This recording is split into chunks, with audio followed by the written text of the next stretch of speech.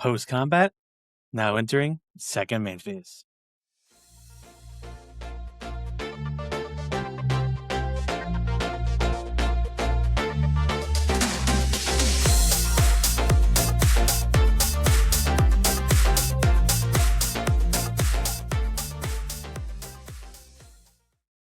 Hello and welcome in everybody to another episode of the Second Main Phase, a competitive Magic the Gathering podcast brought to you by Team Main Phase and our wonderful sponsors, the Mana Vault and Kangaroo Tales. I am Jason Cornell and joined with me is my good buddy Doug. Doug, how are we doing today? Pretty medium. How's Medium internet fame plus. treating you? Yeah. People care about me on the internet who don't know me. It's kind of crazy. It's awesome. So it proves that there are people out there who care. Mm-hmm. Yeah, the work continues. We're on a good trajectory, so just got to keep it up. I did swimming today, and it looks so fun, but it's so hard. It actually is a lot of work. It really is. Swimming is fun, but I did 2 laps, and I was like out of breath, and like the people next to me did like 8 in the time it took me to do 2, and I was just like, oh. Hey, progress, baby. One step in front of the other. Yeah. Okay, so we got a cool episode for everybody today. We got something kind of a different segment that's going to be kind of the meat and potatoes here. We're going to talk a little PT, of course. We got the Pro Tour in Amsterdam just starting tomorrow. We're recording this as of Thursday, so we've got the modern metagame, and we'll have some few other things that we'll talk about. But before all of that, we got to start every episode with our mailbag question. What mailbag question? Where's our mailbag question? Why don't we have Listen, the fans, y'all are great, but you really let us down this time. Yeah. We had a lot of joke questions. Someone asked how I get my parlor so elegant. Someone asked what are 3 nice things to say about Universes Beyond. I appreciate y'all chiming in, but we need real questions that you want answered. I love you guys, but we come on, we got to step it up, guys. Got to step up our game. I think there's enough there on the Universes Beyond conversation that we can do a little chat on that. So, of course, we do appreciate you. What anything that you guys are writing in and making suggestions, even the funny stuff that we do appreciate that. But we try to use this to have kind of that high level talking point. Universes Beyond is a good topic for us to do here. It has been, a lot of chatter in the, social corners of the world where people are talking about that stuff. So, it seems like a good place for us to maybe jump in and provide some thoughts. So, what do you think of Universes Beyond, Doug? What do you think its impact is on Magic? How do you feel about that? Where do you fall on it? So, I think in a perfect world, Universes Beyond wouldn't exist, in my opinion. I do understand its appeal. People love certain fandoms. People love, special guests. Like that's been a whole thing throughout, US TV, special guests and all that. And it's just like another iteration in our game. When I first saw the Universes Beyond, I thought it was going to be a lot of fantasy stuff because Magic is a fantasy game, right? It's literally owned by the company that owns Dungeons and Dragons. When they did like the Dungeons and Dragons set, that made a lot of sense, right? And when they did Lord of the Rings, that's a fantasy set. That makes sense. But things like Marvel superheroes, TMT, Star Trek, like those aren't fantasy worlds. Like The Hobbit, that's fine. It's a fantasy world. We have orcs, goblins, dragons, all that stuff. Yeah. But like, it just takes me out of the game, and that kind of stuff really, truly shouldn't affect like gameplay that much. I mean, a lot of problems that we're having with the sets is just related to power creep with a 30-year-old game, that kind of stuff. But it adds fatigue to the player, especially when you're pumping out sets. It feels like every 1.5, 2 months. And it's just like, I have to buy a bunch of new sets for standard, and half of them are just like, I have to buy pizza cards. Like, come on. Like, it just adds to fatigue to the game, and it adds like this kind of bad taste in players' mouths, and it doesn't really help promote a competitive environment. And it really kind of promotes like, Commander, which I don't think is terrible, but for me personally, I think it's bad for competitive Magic. Yeah, I mean, I think I'll kind of jump in and add to that last point I think you're making there, where I do think that what is the market? What is the intent for Universes Beyond? It's to grow the game and get these crossovers. It's one of the things you talked about, right? There's so many crossovers and everything else. Um, as consumers, we tend to like those kind of things. So why not try it in Magic? I can obviously see how they got to that decision, but I think that's what they're trying to do is to draw these other fans from these other genres in, and hey, let's all play Magic together, right? Like that's a cool thing.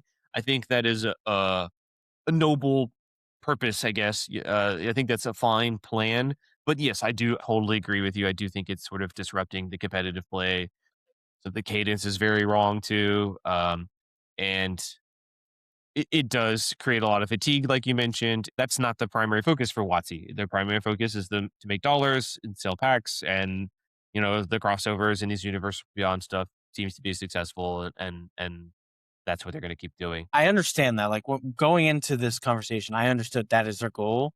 Yeah. Um, and I feel like they could have done that and still keep competitive play. Like before we got standard legal and modern legal um, Universes Beyond sets, we had Universes Beyond a Commander.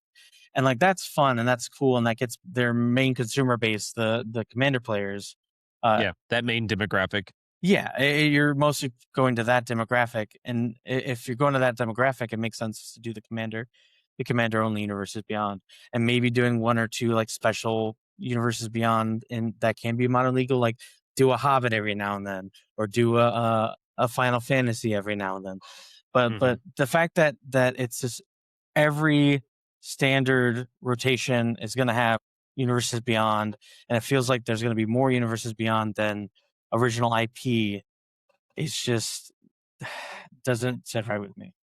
Yeah, it is strange to change that so that, the first couple of sets that we had, like Lord of the Rings, was a directly to modern, was not standard legal. So you could still engage with some of the competitive part of Magic and not have to see that. I don't have to Mhm. check the box to engage with it. Um, I liked that approach. I also like the approach of just putting the stuff in the commander products, right? If that's where most of the demographic you're targeting, if it's the casual play, where is all that casual play happening at? 99% of it's probably in the commander bubble. So let's dump those products over there for that side of the demographic, and then leave the other things over here for the different types of play. I think that's a pretty smart idea. I don't know why they stopped doing that. I don't know why they moved away from it. And then another thing you mentioned that I wanted to kind of circle back to is um, the first few felt fine, right? Like they were these fantasy settings that really meshed well with Magic, right? Dungeons and Dragons, Lord of the Rings. So you can see how easily those overlap with Magic. And for me, my first sort of like why I fell in love with Magic is it was this unique fantasy world that had a little bit of different things, and I fell in love with that world, and like now that world doesn't exist anymore, right? That same fantasy world that I fell in love with, the characters, the struggle with Urza and Mishra and the Brothers War and all of the like original story stuff that happened. That world now has Ninja Turtles, My Little Pony, Star Trek. It's just not the same thing anymore. What the Lord of the Rings fans out there, you're reading your Tolkien book, and then all of a sudden you flip to the page, and now SpongeBob is on there. Are they happy with that? I don't know. I wouldn't think so, but Yeah. so Yeah. One thing that was interesting, like, why did they do this? One reason why they could have done this is that they felt like maybe the way to reinvigorize people playing competitive formats was putting in IPs in competitive formats that people like, and mhm. that's like the only reason I'm coming in my head besides for just money, money, money, uh, is why they would do that. But I don't think that's. I think it shrinks the competitive formats because you're just lessening the amount of people that are already in those formats from wanting to play the game. Yeah, yeah, I'm agree with you. So, Watsy, if you're listening, we're such a big podcast. I know you're listening. If you did it once a year and then did most of Commander and Yeah, just went back to IPs that you are the sole owner of, I think you would truly grow the game. And I think the best way to grow the competitive formats like standard, modern, legacy, etc., is to just do what you've been doing and keeping a tight watch on the format doing regular ban announcements that you're doing, and just providing more incentive for players to play if that's your intention. The only thing you're doing by putting all the universes beyond in these sets is just shrinking the amount of competitive play, in my opinion.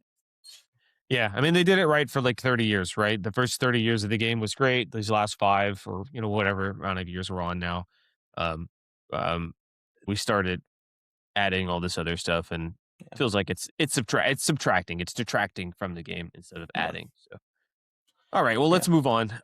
So, we did a little bit of mailbag talk. Let's do a little PT talk. I think that's the next thing before we kind of get into our big surprise segment here. Like we mentioned, PT is just around the corner for those competing in Amsterdam. Good luck, everyone. We'll be rooting for our teammate Chris. Go, Chris! Woo! Um, any big takeaways? Anything real off the top? Modern, happy with it. We like it. Seems pretty good. Where's that? Yeah, looking at this meta game, there's some surprising things. So the first thing, Horus Energy and Is It Affinity, the two most played decks, at exactly 46 copies each at the Yeah. PT.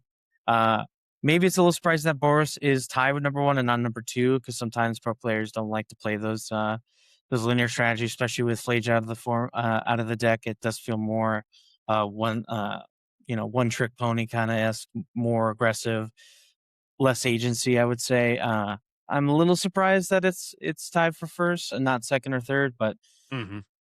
in comparison to online meta, no doubt it's one of the most played decks. Uh, Yep. I think the third most played deck is quite interesting. Brood Scale being around almost 12%, like pretty on parity. Only 4 copy difference between that and Affinity and Energy. I think that's very interesting.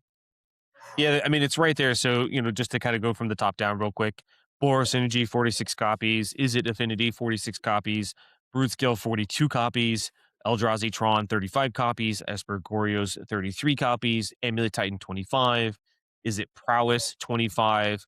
Ruby Storm, 16. Simic Neoform, 14. Eldrazi Ramp, 12. Esper Blink, 11. And then 57 other.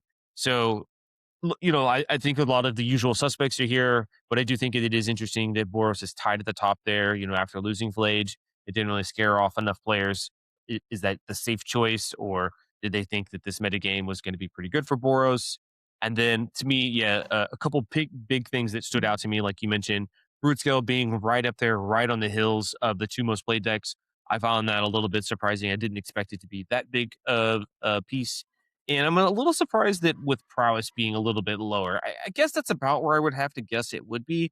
But I thought like that deck was pretty strong and had pretty reasonable matchups.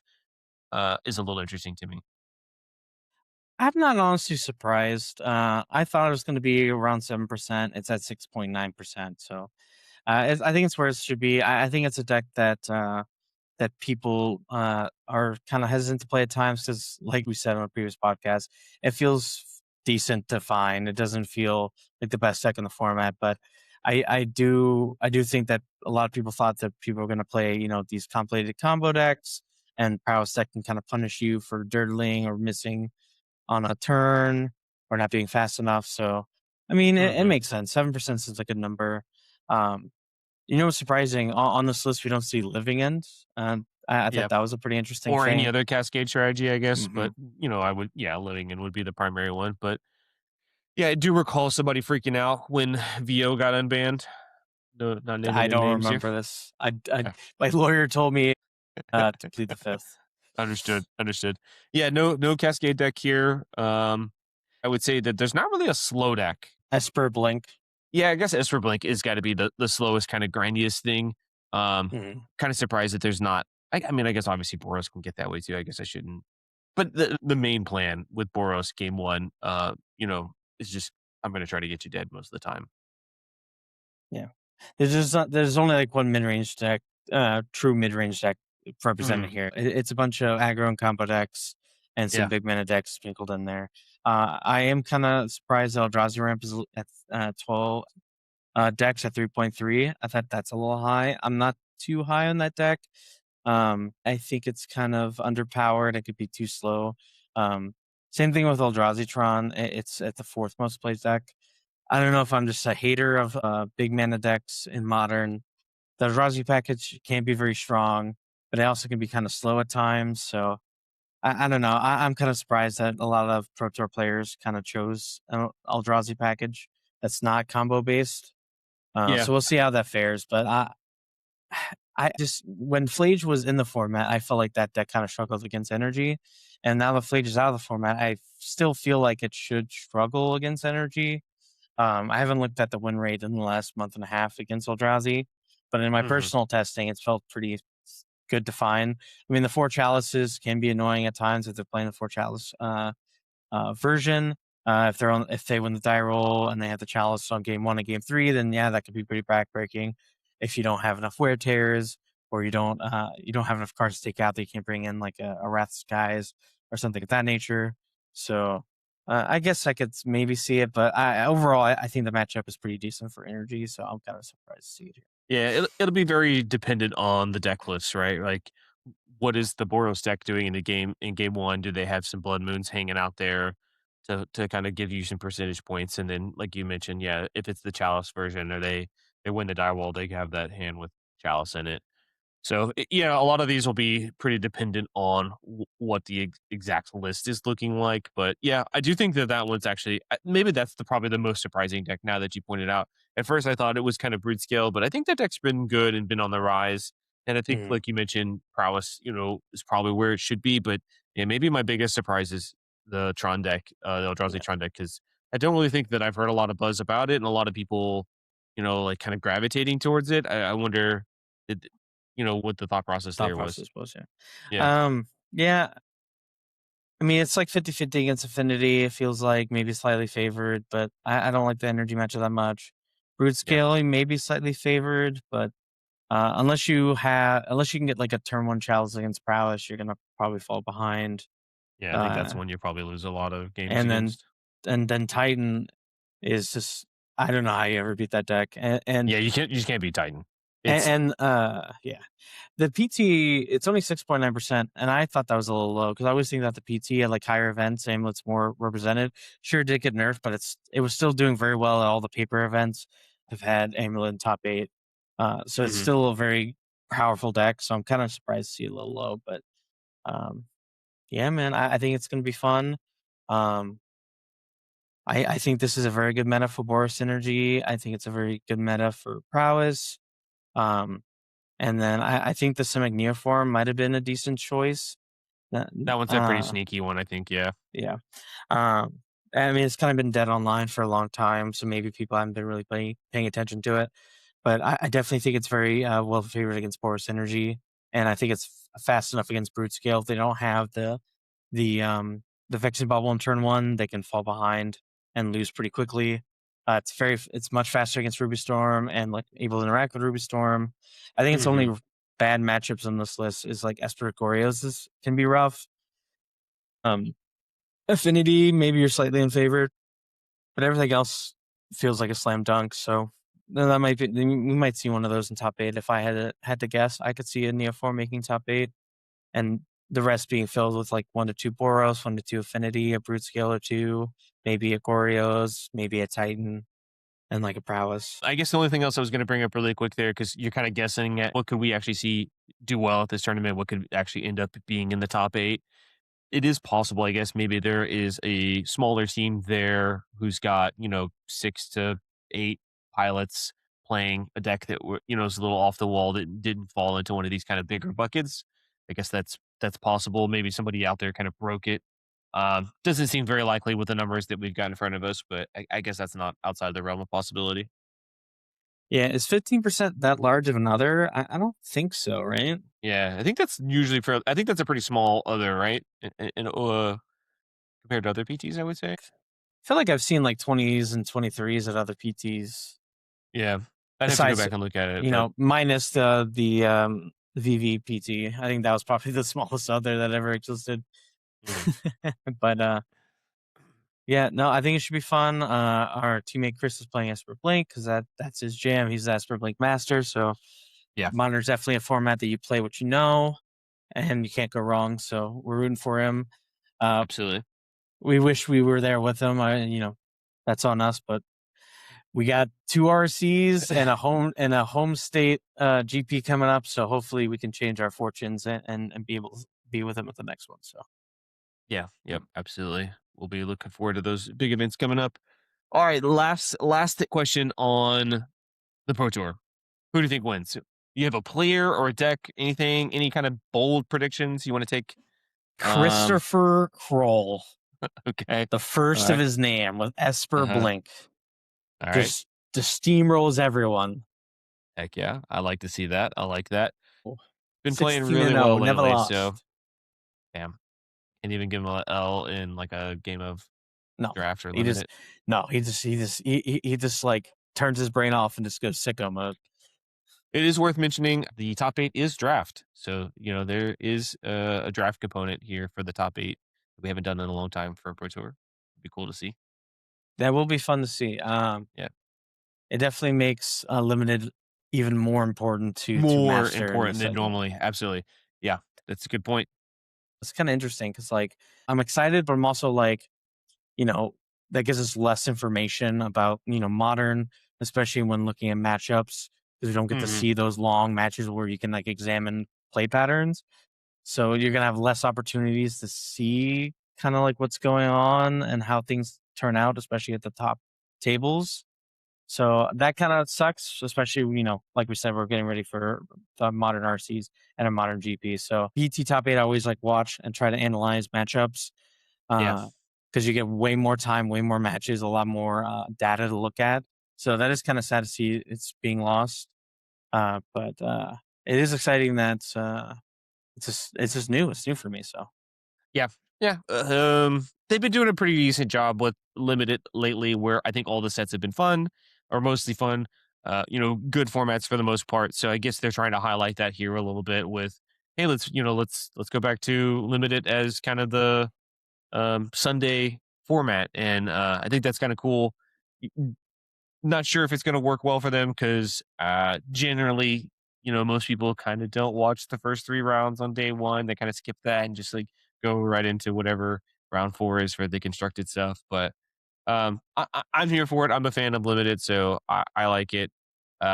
Maybe it was something to do specifically because this is Marvel, and it's like we really want Marvel to be on yeah, the that big makes sense. stage. Maybe I don't Um, know. I feel like Unlimited, there's a lot more non-games than in Constructed. Um, there's a lot of variants with mana bases. You mean a lot of times you're forced into two-color mana bases. You don't have fixing. It can be rough at times. I think this set does have a decent amount of fixing. A lot of basics land cycling, multiple set types, dual lands. Yeah. So I think that variance might be a little less than normal, but yeah, I can see why people might not tune in as much as they would constructed top eight. All right, so let's move into our main topic. Like we've hinted at a little bit, we are doing something a little bit different for you guys this week. We've got an interview. We've brought in a teammate here. Gabe Joglar is going to be kind of running through a little quick questions with us and doing a little chat with us. So I guess let's welcome in Gabe here. How you doing, buddy? What's up, man? Feeling good. Yeah, thank you for being here.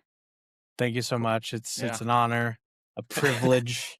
No, the Uh, honor's mine. The honor's mine. I've been wanting to no, the podcast for a honor is while. mine. The honor is mine. So what we're going to be talking about is what does it take to win a big event? That's kind of our big topic. So let's just start there at the top, Gabe. You've been playing Magic for a very long time. If you want to go into a little bit of details about yourself for those listeners that don't know anything about you, feel free to jump in with any of that. What does it take to win a big event? What do you think? Yeah, no, I like this question a lot. Basically, a little background about me is I've been on the Pro Tour several times. I've won a couple big events. I've definitely top eighted a bunch of big events. But each time I think anytime that someone's doing really well in a big event, part of what they think in their mind is, "Wow, I'm so lucky right now." And I think it's funny that everyone thinks that because I do think that is part of it, right? Like your preparation has to be really, really good. Your skill with whatever you're doing has to be really, really good, but there's always going to be that percentage of luck, and I think that is super important because I'll never forget my one of my what I would call my biggest win, which is the GP win back in Hmm. 2017 in Orlando. I remember that my deck was extremely, extremely good against the top deck in the format, which is Black Red Aggro at the time, and I played Black Red Aggro every single round except my only loss against Gregory Orange on the control mirror match. So I won every single round except for that one. But Yeah. again, but besides that, my preparation for the deck, I mean, I had been playing that deck for a long time and I knew it inside and out. So with that being said, like I even placed a really bad matchup in the top 8 and I still was able to overcome it because I just knew my deck backwards and forwards. So to Hmm. summarize, yeah, I think preparation is really, really important. Being comfortable with the deck is super important. I learned that at the last Pro Tour. I was not very comfortable with the deck that I played, and it kind of bit me, you know. Yeah. But a little bit of luck, I think, too. It's sad to say, but it's necessary. You know what I mean? Oh yeah. Yeah. How does your preparation change? So pretty much like for different events, the goal could be different, right? For like an RC, we're just trying to top 32, right? For a PT, you're just trying to top 32 as well. But for a GP, you're trying to top 8 and win.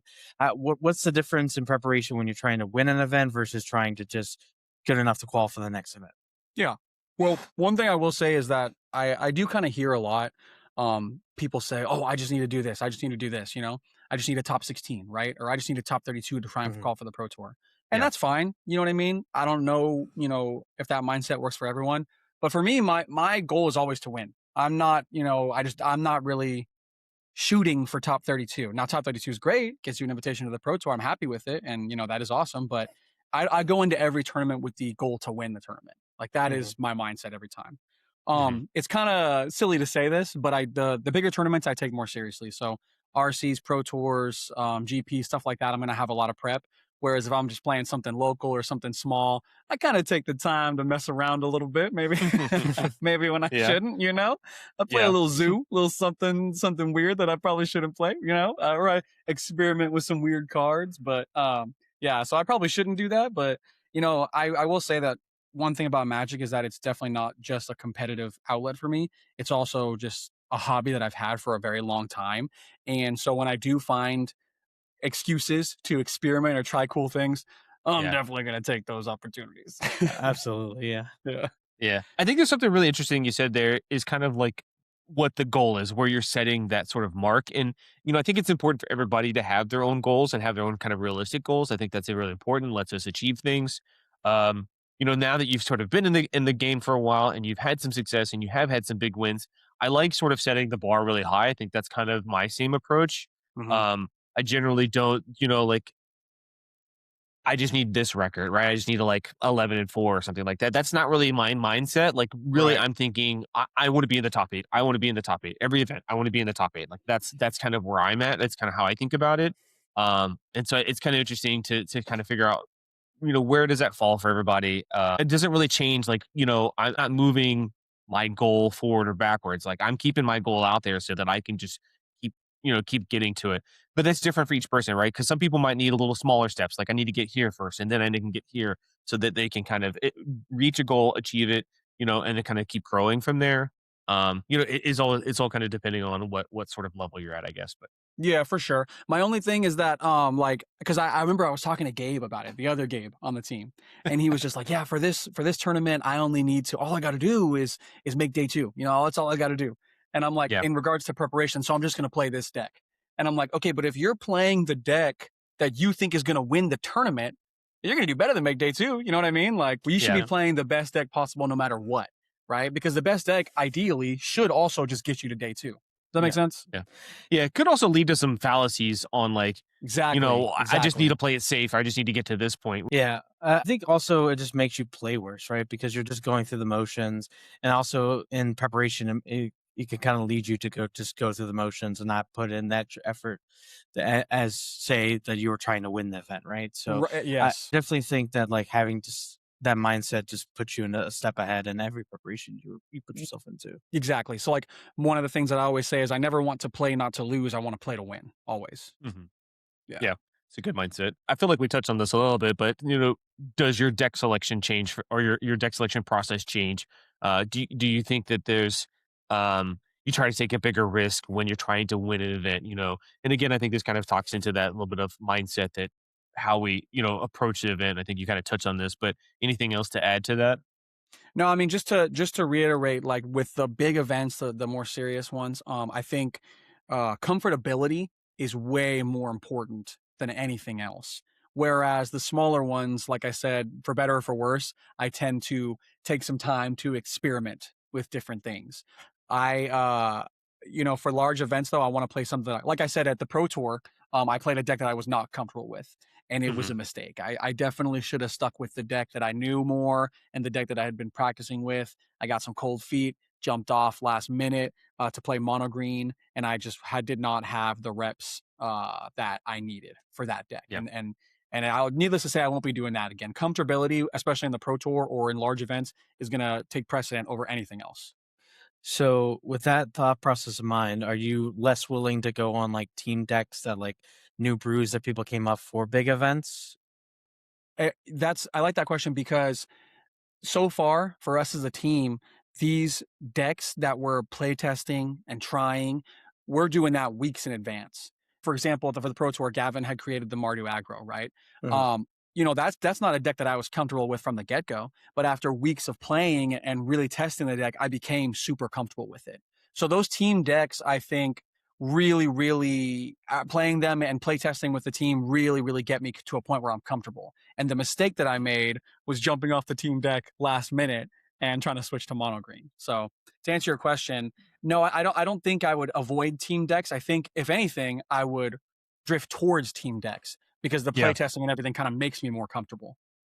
Yeah, yeah. I think that makes a lot of sense to me. That's kind of the same philosophy that I want to have is if we've got something that we've put together and we've been running it through, and a lot of hands have been involved with it.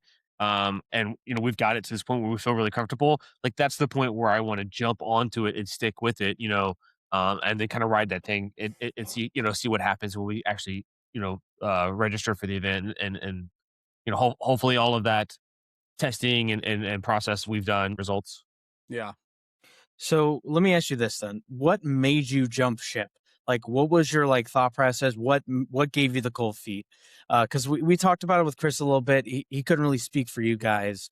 He could only speak for himself. So I kind of Uh-huh. now that we have you on, I kind of want to get your perspective on what made you jump off.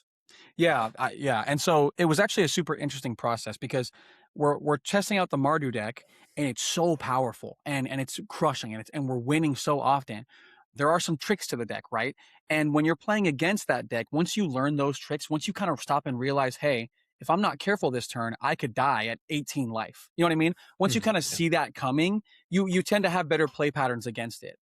And so I think that's what happened is our win percentage was so high, and then once everybody became super comfortable playing against the deck, the win rate started to drop little by little. Not bad, but just drop like little by little, getting us a little scared of playing a deck that isn't already like substantial in the format.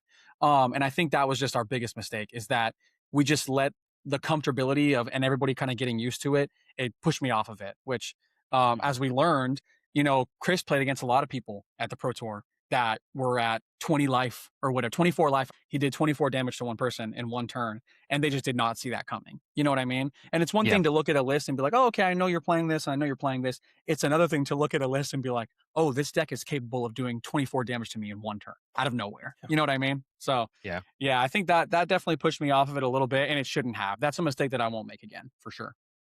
Yeah, that's a tough spot because, as you're running it through the testing house and, everyone's gotten a little like the first time you like, oh, Gavin brought this brew, we're gonna play it. Oh, okay. Oh, you're doing some discard stuff. Okay. Because of the lack of information or the lack of familiarity against it, you're probably getting some percentage points there. And then as everyone sort of evens out the playing field, you're losing those percentage points. And so that sort of makes sense.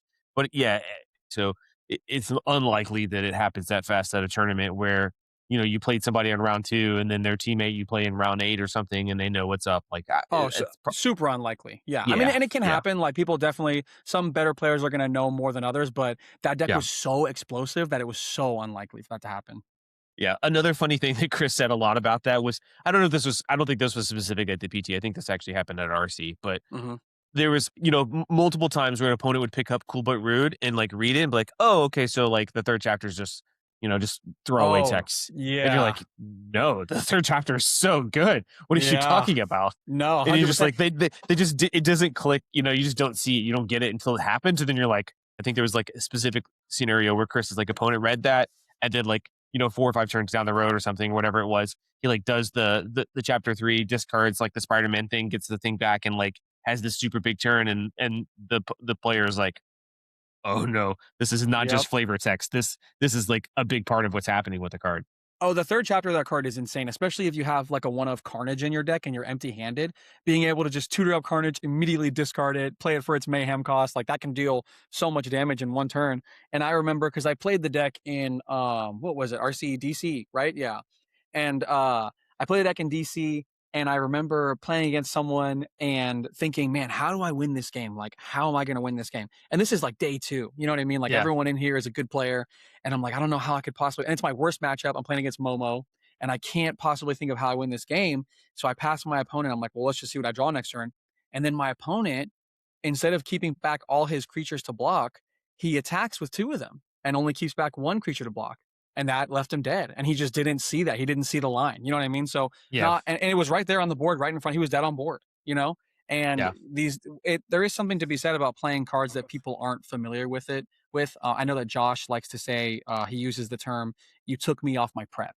And I like that term, right? Because you're Yeah. prepping so much for all these decks. And then when we come at something that you hadn't prepped for, even if you're a good player and you know what to do, you just haven't prepped for this. You know what I mean? I'm just making you a little uncomfortable, you know? So, and that I think that was a huge factor that I missed out in not playing that deck for the Pro Tour. Yeah, that is a really good philosophy. Is people are going through their own testing process and reaching some conclusions and getting comfortable with certain matchups. But if you just throw this kind of thing out of left field that they're not ready for, you can really catch them off balance and get a lot of free wins that way. Yeah. Yep. To our viewers at home, you mean Josh Willis, Josh Willis. Yeah. Dallas legend. Yep, RC champion. Nicest guy on the planet. If you see a skinny man with a large gallon of water, that's Josh. Light That's Josh. Yagami. If you see Light Yagami at the top tables, Yeah. Yep. it's Josh. But he is super nice. I love that guy. Yeah. Yeah, So, big Josh fan. so kind of, I mean, I could talk about Josh all day. I love talking about Josh, but as they say, the show must go on. So we've been talking about a lot of prep. I kind of want to move us back to, let's go back in time, right? So like one of the biggest, I think, matches, top 8s that you ever played in was the probably the limited 100K. Would you say that? Mm-hmm. So let's kind of go back there, right? That was a big tournament, a lot of money on the line. When in those kind of situations, how do you stay sharp? How do you avoid those mistakes when there's literal hundreds of thousands of dollars on the line? Yeah. Well, one thing I will say is that I'm still learning. I'm still and something that I've actually kind of stumbled upon recently is, at my job, what I do constantly is I set goals for myself, and I'm Mhm. like, why shouldn't I do that in Magic as well? So that's what I've been kind of doing recently is I'm setting every tournament I set a goal for myself. So this past tournament, my goal was, okay, I'm not going to match the pace of my opponent. One thing that I'm really bad about doing is if my opponent's playing super, super fast, then I match that pace and I play super, super fast, and that can potentially cause some mistakes. So, one thing that I did a really good job of in DC was my opponents. I'd play against opponents that were, I'll never forget this. I played against his opponent and he's playing so fast, so fast. He's going, and I'm like, nope, chill, just relax, man. We're going to take it easy, take it slow, plan our Yeah. turns, not slow playing, but just like playing at a good pace. And I'll Yeah. never forget, he thought that he could keep up a removal spell when I had Voice of Victory, and it cost him a game. And so I will say that, in the 100K Open in that tournament, I was playing against Jason Yee, and Jason Yee is a genius. And they had this like weird ping deck because that limited format. Our draft was terrible. Like all the decks were bad. I'll never forget playing in that top 8, and I was just like, my deck sucks. And then I played against Andrea Mengucci, and I was like, his deck sucks more. Like, Yeah. I was just like, this is holy crazy. moly. And then, Jason Yee, their deck sucked too, but it was honestly really cool, and they had done a really good job of piecing together this really cool deck with what they had, which is so good about limited. But yeah, I played a little too fast and I made a little mistake, and I don't know if I would have won otherwise, but I definitely punted a game, and that caused me to be knocked out of the top 4. But yeah, so like I think the key thought process for me there was to just set a goal for myself, and recently one of those goals has been, I think, what led to my ultimate downfall in the top 8 of that tournament, which is just trying to play at my own pace. Take time, think, maintain a good pace of play, but definitely don't try to play too fast or match my opponent. Yeah, I think it's really important to be aware of where you can spend a little bit more time on, hey, this game is 10 turns, right? And the first 6 turns are fairly scripted. Both players know what's happening. I make my first land, I play my first spell. You don't have to use a ton of brain power for some of that. So those turns can kind of speed through. And then you get to like the last 4 turns or 3 turns that really matter. And that's where you can, all right, we can slow down a little bit. We shift our pace a little bit. We've played at a comfortable speed up until this point. We have plenty of time left in the round.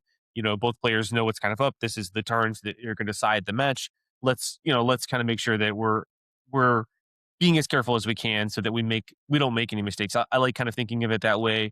I think Hmm. it's really, really smart way. So one of the things that I was kind of talking about earlier is just having those goals, setting those little goals, even if they're like small goals, small little hurdles that you want to cross, or if it's something big that you're doing for like multiple events. Hey, I know that I sped up and was playing too fast here, and I've kind of just developed that as like my routine or my habit when I'm playing, especially for these big events, event after event after event, and you're kind of until you have it hammered that I'm going to be able to slow down and shift gears and make sure that I play these like last 2 turns just super tight and I Yeah. don't make any mistakes there. Yep.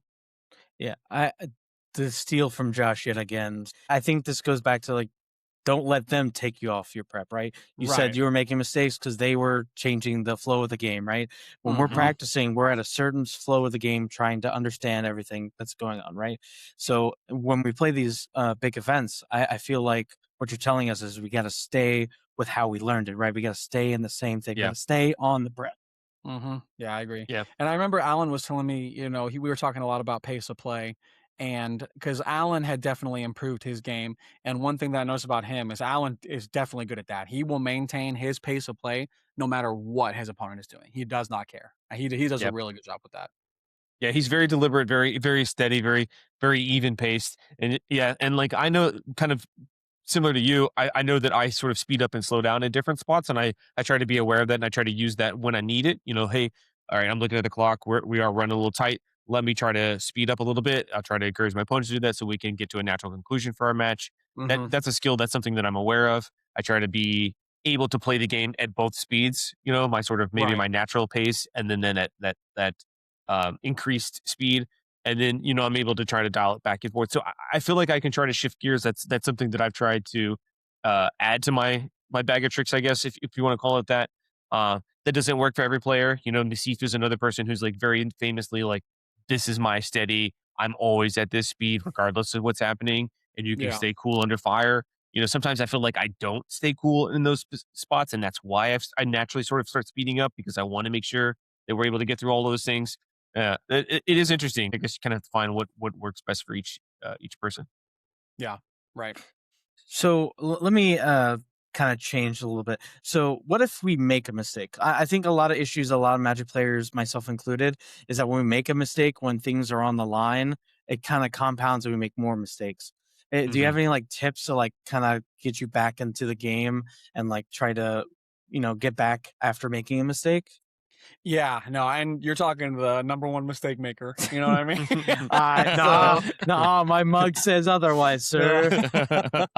no, I mean, I make a lot of mistakes, and they happen. And recently that was another thing in DC that I really tried to do was kind of limit the amount of mistakes, really slow down and check the game state and make sure that everything's going according to plan. But whenever you do make a mistake, what's helped for me in the past is to know that you're not performing surgery. You know what I mean? At the end of the day, we're playing Magic the Gathering. We're playing a game that we like. You make a little mistake, it happens. It definitely happens. And the thing that you need to do is you really got to shrug it off. And that's something that's way easier said than done. Yeah. Yeah, Like I could tell you that till you're blue in the face, right? Make sure you shrug it off, like shrug it off. But yeah. that doesn't matter until you figure out how to do it for yourself. And so now I think I'm definitely at a good point. I remember in the last pro tour, I was playing against some pro in the day of the draft, and holy moly, did I attack with a 3-4 into a 4-4. Just something triggered, and it became a 4-4. I didn't realize it, and I attacked, and he just ate my guy. And I remember being like, "Oh my god, this is the pro tour, and I'm making a mistake like this. That is Yeah. crazy." You know what I mean? But I just shrugged it off, and I was just like, "Whatever, I don't care." The guy was super nice too, which definitely helped a lot. And yeah, I Yeah. ended up winning the match. So um, definitely you gotta find the mindset to where you're just like, all right, if I make a mistake at the end of the day, we're playing a game that we love, and it's not surgery. No one's gonna die. It's not that big of a deal. deal, So Yeah. that's at least how I get through it. Yep. Yeah, it's hard for me to shrug things off, and that's something I've been working on. So Yeah. Yeah. It is a skill. Practice it. It is. It's tough, and I don't want anyone to think that I'm a master at it. That every time I make a mistake, oh, it's no big deal. There's definitely some times where I'm like beating myself up. Yeah, I mean, it is a skill and it is something that, as you kind of practice it, just being kind of self-aware, that's kind of the things. Those are some of the things that I tell myself is like, hey, it happened. You can't change it. Shake it off. Move on. Try to reset. Refocus. Even if it's change locations, change scenery for a minute. Just run outside, go to the bathroom, go get some water or something. Just go step outside, get some air, come back into the building, whatever. Sometimes that those things aren't possible, but just do that quick of anything you can kind of do to give yourself a quick little reset. Even if it's just going up and hugging your friend and saying hi or whatever, checking in on them. Yeah. That's another good thing to do. So, Yep. all right. So moving on. So besides some of the obvious things, like the metagame, deck selection, testing, what are some other factors you're considering for a big tournament? Is there something else like a routine that you have, or just anything else that kind of stands out to you with your preparation, just unique to you? Yeah, one thing that I have kind of been noticing that I've been doing recently, is taking care of my physical health too when it comes to these tournaments. So, Hmm.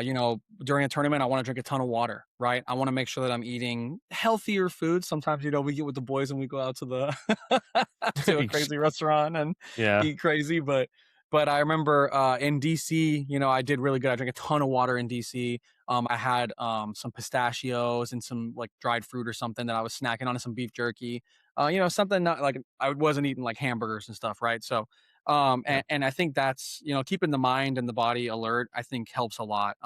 Those are some definitely some things that I've been doing recently that have been working. Besides that, I remember, you know, I'll never forget this. When I won the GP, I remember one thing that I was crazy about was I was crazy about these history Benalias in my sideboard. And all it is, I was playing a control deck, and all it is an enchantment that makes a 2/2 knight, and then the next turn it makes another one. It's a saga.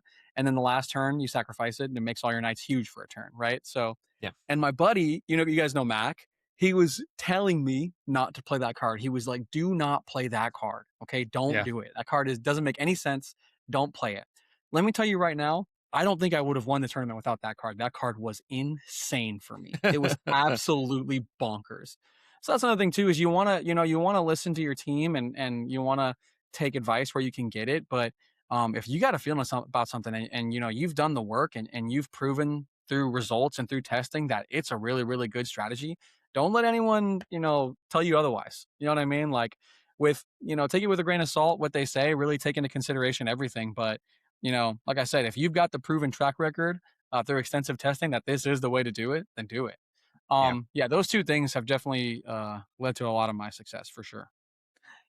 yeah, I think the main thing to focus on is what their concern is, right? Yeah. So if that's their concern, if you have like a counter to that concern, I think that's a good thing. If you're ignoring the concern, that's when an issue could happen. Right. Yeah. Yeah. Yeah. So so That's a good point. That's a good point. did you remember why he said it was bad? Was there like a particular reason? And that's the thing, is he didn't have a good reason for why it was bad. He Okay. couldn't tell me. You know Yeah. what I Yeah. mean? He So was just like, it makes knights. Why do you need knights? And I was like, dude, the knights are great. yeah, Yeah. I was yeah, like, trust me. But it was so good. Like I said, I played black red a ton of times. And one thing that they constantly brought in against you was this, I can't remember what it's called, but it's this 2 mana enchantment where you pay 2 life and 2 mana and you draw a card. And that was something that they brought in against the control decks. Yeah, paying 2 mana and 2 life to draw a card is not great when you have 12 power worth of knights coming at you every turn. You know what I yeah. mean? So Yeah. it put them in a lot of awkward spots, and it won me a lot of games. Yeah. So I know this kind of goes off like preparing for an event and that stuff, but I think this is a good thing to focus on a little bit for especially a lot of people who are trying to get better at Magic. Is like when you're trying to communicate with other people, you need to have purpose in what you're saying, right? Right. You Yeah. can't just you get to say, "Oh, that's stupid," because Yeah. that doesn't help you. That doesn't help your teammate. That only makes your teammate think you're an idiot. And Yeah. so if you have things in the future, they're less likely to listen to you because like you didn't give them a good reason in the first place. So I think that's a very important lesson to take. I think that's something I've had to learn the hard way because I definitely have let biases affect my decisions for no reason, Yeah. and that kind of hurt my credibility when it really mattered. Kind of like a boy cries wolf, right? Like I called wolf, and then like when a wolf did happen, no one listened. So Yeah, and I think there's something to be said about purposeful conversation, especially in regards to testing and getting ready for a big event. Like if I want to play a card and you tell me, "No, that card sucks." That statement has no purpose, hmm right? Hmm. Now if you tell me I don't like that card in the current meta because of, ABC, now that's a purposeful statement. That's something I can really get behind. You know what I yeah, mean? But Yeah. yeah, you just want to make everything you say give it purpose, give it a reason for what you're saying. That helps a lot.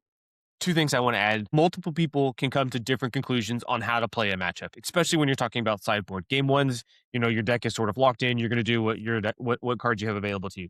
But when you start sideboarding, you've got a lot of different plans, a lot of different um, ideas that you can do and on how to approach the matchup. If I zig this way, they zag that way. I think my opponent's bringing in this. And in your example, the card you're talking about is Argol's Bloodfast, the 2-mana enchantment Right. that flipped over in the land as part of a cycle in the Ixalan. um, that was sort of okay. I do this to kind of use my life total as a resource because I'm playing against a control deck and not pressure my life total. I can keep up in the card advantage, or I can keep the card volume and just try to overwhelm them that way. Well, if your plan is working with okay, well I'm sideboarding in this threat. This they're cutting all their removal. I'm bringing in this aggressive package of things that's going to pressure their life total to make this enchantment worse. All of a sudden, this makes perfect sense. So when Hmm. you've kind of done the testing and you know what these plans are, or what you expect your opponent's plans to be, maybe you can kind of bob and weave there and really just kind of hurt them with some of these key cards like that. So it sounds like you had really done all of that good prep to know, yeah, I've locked in my plans. I know my deck inside and out, like you mentioned at the top. Hmm. Yeah, even I remember Lyra with a 5/5 flying lifelink. She was a really big part of a lot of the control deck sideboards, but they Hmm. were bringing in some 5 damage target creature. So I decided to play Regal Caracal instead, and which created a bunch of bodies and filled up the board, and that was a really good thing too. Little Yeah. fun side note is Mac told me not to play History of Benalia. Every time I was in the top tables crushing someone with History of Benalia, Mac would walk up and I would just look at him and just give him a wink, you know. Yep. And he knew. He knew. And he would roll his eyes every time. He's like, "Oh my god." Okay, so those are some good examples of where you've kind of guessed things right and you've gotten things are going right for you. You've got this cyber plan. How do you shrug off a tough loss? Let's say you're on a feature match and you make a big mistake there, or you make something that a error that cost you that first game, and now we're going into sideboard. Is there something that you use to kind of refocus yourself there? Is there anything different from some of the mistakes of the conversation that we talked about earlier? How do you fight the nerves on a feature match? What's kind of going through your head at all of that? Yeah, no, I'm an expert on this because I always lose in the feature match. Yeah, Okay, yeah. got it. The last Got it. feature match I Never had, I wins was in feature. Got dude, it. I hate getting feature matches. They were like last I was at a Riftbound tournament and they were like, "All right, you're playing such a cool deck. We're gonna put you on a feature match." And I was like, "Please God, no, because I'm gonna lose." I remember this. I specifically remember Yeah. this. Yeah, I was like, "No, Yeah, don't put me I'm gonna lose." yeah. And I told the guy, I was literally like, "You put me Can on you a feature please match, not? I'm losing. I already know it." And yeah, but anyway, yeah, I mean, the feature matches can be intimidating. They really can. Um, one thing that you definitely want to do is, I know I've already talked about not matching your opponent's pace of play, but you really, really don't want to do that in a feature match because I feel like even if you don't think it does, subconsciously, it's just going to add to your nerves. So you really, really want to take it slow, examine the board state, and just try your best. But mistakes happen. Like I said, they're going to happen to everyone. They're definitely going to happen in high stress situations like feature matches, and it just goes back to it's hard to give this advice because you really need to shrug it off. You really need to like kind of refresh yourself and come up with some sort of strategy. But I think those strategies are so different depending on the person, and Hmm. everybody has to kind of figure out their own way to do that, that it's tough to give advice on that matter. Yep, But for that's fair. me specifically is I one thing that I do is I take a big sip of water, right? So if I make a mistake, the one thing that I do for myself is I reach out in my bag, unscrew my water bottle, and I just take a big glug of water. And I don't know why, but that helps me. Yeah. It resets me a little bit. And so I think that that's just something that I do. That's for me. but everyone could definitely find something for themselves to kind of like shake it off, you know? Yeah, But yeah, that's just me. Yeah, just get your mind off it. Just Yeah. focus on a something else. distraction. Yeah, Yep. it's I forgot the term for it in psychology, but essentially like a grounding. So you're pretty much getting your focusing on a different sensation to get you out of the mindset, so you can come back to it another time. Yeah. Um, Yeah. has there ever been like a tough loss that you had and you had to like shrug it off? But Yeah, like yeah, after a I match before you go to the next round. Yeah. Mm. yes, I remember I was playing it was collected company combo with like Malaria and Kitchen Finks and Viscera Seer. Yeah, modern. Anyway, it's a combo deck. You're comboing off. I made some awkward sideboard choices that made it so that I could gain infinite life with the combo, but I couldn't actually win the game. And so we're kind of in this board state where I have infinite life. He has this infinite board because he has Gavany Township. So he's just pumping his creatures every single turn, making them huge, making an army. So I can't win. Yeah. Right. And I'll never forget, he was like, I mean, do you want to concede? Because like, I don't think you can win because we're going to time. And I was like, well, I look at the judge and I'm like, can we count libraries? Because if your library has more cards than me, then yes, I'll concede. You know what I mean? Yeah. And sure enough, we counted libraries and his has more cards. And I was like, all right, you got it. And what made that loss so tough was like 2 weeks later, I saw a Reddit post about it. And so I Oh think no. that, yeah, I was reading the Reddit post and I was like, oh God, that was me. It's just Oh. like, all right, that made that loss tough. But, Yeah. you know, I think one thing that helps for me at least is to laugh about it. I remember talking to about it with a bunch of friends and, everyone was kind of having a good laugh about it. And it kind of cheered me up because I felt like an idiot, you know, but, we talked about it, we laughed about it, and that now it's a great story. I love telling that story. So especially the Reddit part. So Yeah. Yeah. That's good. yeah. All right. Well, I think we'll probably try to wrap things up here. I do, thank you so much for coming on, Gabe. This was a ton of fun. Yeah. I had a blast. We'll have to do this in the future again. Have you back on. Any other last questions, Doug? Anything else you guys got? No, it was an honor and a privilege, and I loved having Gabe on. He's one of the people that's really helped me level up my game. Um, definitely has got me from being a scrub to almost not a scrub. So I definitely, a lot of stuff he said I've heard him tell me before as my teammate, and I definitely gotten myself in better situations because of what he said. So hopefully, some of this resonates with other people as well. Yeah. Yeah. No, I mean, I had a blast. I really appreciate y'all having me on. And Boros boys. You know what I mean? Boros Boys! boys. All right. Well, let's wrap it up there. We'll thank everybody so much again for tuning in with us this week. Can't do this without you. Love you, audience. One last final shout out. Thank you to our wonderful sponsors. Thank you, Kangaroo Tales. Thank you, Mana Vault. Thank you, Team Main Phase. And one final thank you so much for our special guest, Gabe, today. Thank you, guys. See you next week. Bye. Bye.